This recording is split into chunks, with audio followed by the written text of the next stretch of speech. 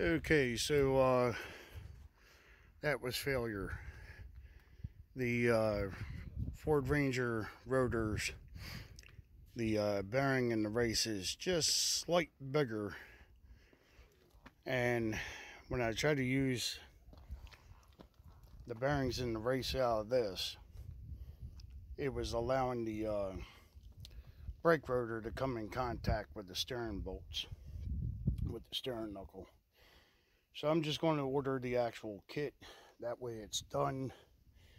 I can push forward, get a set of center lines that I want to get, and get the rest of this built. So I got the wheel back on, and I went and started doing some more things to the motor, some wire organization with the plug wires, getting those routed and setting in decent. It's not exactly the way I like it, but I had bought these cheap plastic chrome wire organizers from AutoZone, along with the ones that bolt to the valve covers. But the important thing is it keeps it off the headers. I'll be interested in doing something different, so stay tuned.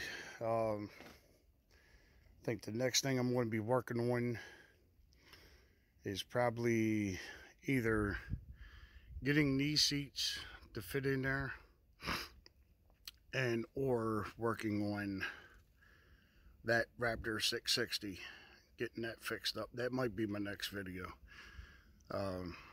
until I can get some more stuff for this and get this going.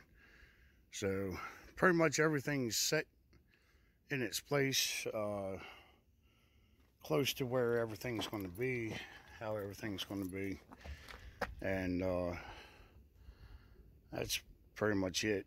So I just gotta finish up the fiberglass, get it set, get it to where it can bolt in. I'll be taking videos of that, doing the rest of the interior, getting that together.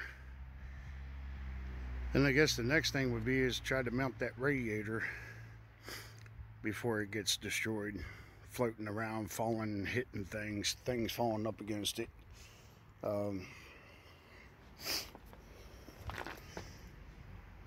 And getting alternator bracket, an alternator, and it's not too far from startup. I gotta get some block off plates for the intake. There's some things on there that I'm not going to be using or utilizing, so I'll be doing away with it. Hopefully the next time you see the engine, I'll have chrome valve covers, a little bit more chrome accessories, maybe the oil pan valve covers, and getting it up and running. That's the main thing. I have yet heard what this girl sounds like, so I imagine she's going to be quite the pleasing to hear. So, and then wire harness, that's not going to be too hard. Front shocks, yeah, that's a definite, has to be done. I have to get something going with the shocks. So and I really like to get my center lines for the front. That's a plus.